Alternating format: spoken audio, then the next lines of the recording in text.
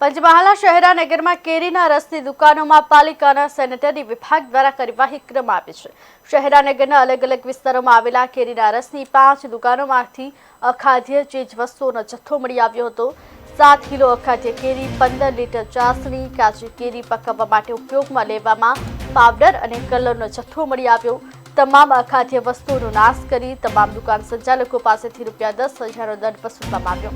પાલિકાના સેનેટરી ઇન્સ્પેક્ટરે અગાઉ પણ પાણીપુરીના વેપારીના રહેઠાણમાં અચાનક રેડ કરી સડેલા બટાકાનો જથ્થો ઝડપી પાડ્યો હતો।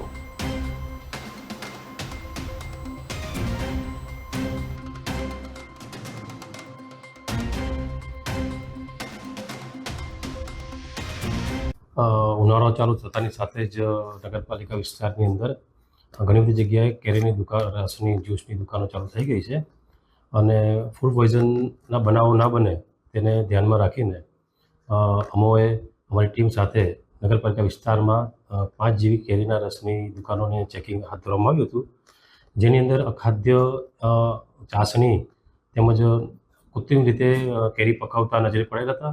જેમાં એક આમ રસ કરીને કેરીની દુકાન છે, ત્યાં આગળ એક કાર્બો કેનની અંદર પાણી ભરેલું હતું જે રસમાં એનો ઉપયોગ કરતા હતા।